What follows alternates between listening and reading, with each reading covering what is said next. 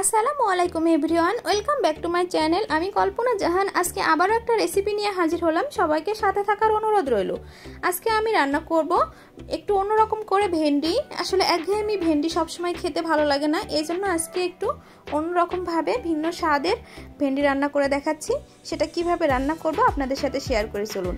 এই ভেন্ডি রান্নাটা কিন্তু সত্যি খেতে অনেক মজা হয়। এখানে আমি 250 গ্রাম ভেন্ডি ভালো করে আস্ত ধুয়ে নিয়েছি। এখন একটু সাইজ মতো কেটে নিচ্ছি। আমি ঠিক এইভাবে সাইজ করে কেটে নিচ্ছি সবগুলো। আপনারা যে যার মতো সাইজ করে নিতে পারেন, একটু ছোট বড় যাই হোক। এখন আমি একটু লবণ এবং একটু হলুদ দিয়ে মাখিয়ে নিচ্ছি।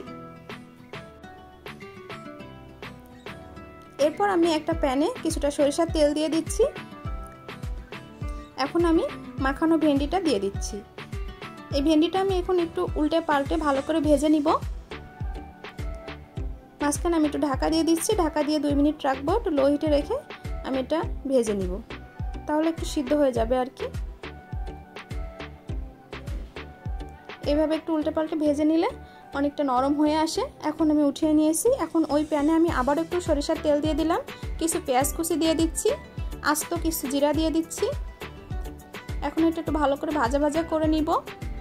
এরপর সামান্য একটু পানি দিয়ে দিচ্ছি যাতে মশলাটা পুড়ে না যায়। এখন 1 চামচ শুকনা মরিচ বাটা দিয়ে দিচ্ছি, 1 চামচ আদা রসুন বাটা দিয়ে দিচ্ছি, সামান্য একটু লবণ দিচ্ছি যেহেতু আমি ভেন্ডিতে লবণ মাখিয়ে রাখছিলাম। 1/2 চামচ হলুদ গুঁড়া দিয়ে দিচ্ছি, 1/2 চামচ জিরা গুঁড়া দিয়ে দিচ্ছি। এখন আমি মশলাটা আরেকটু ভালো করে ভাজা ভাজা করে নিব। এখন আমি একটা টমেটো কুচি দিয়ে দিচ্ছি। টমেটোটা এখন মশলার সাথে আরেকটু নাড়াচাড়া করে নিব। এই মশলাটা সুন্দর করে ভেজে নিতে হবে। এরপর আমি 1/2 কাপ পানি দিয়ে দিচ্ছি।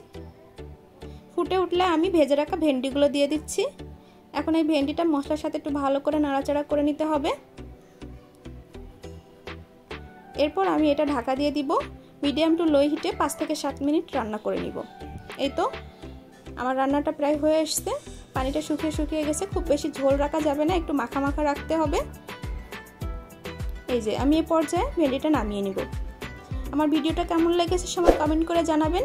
আর যারা ইউটিউব চ্যানেল থেকে দেখতেছেন আমার চ্যানেলটা সাবস্ক্রাইব করে দিবেন। আর যারা পেজ থেকে দেখতেছেন পেজটা একটু ফলো করে দিবেন। আর সবাই ভালো থাকবেন। আসসালামু আলাইকুম সবাইকে।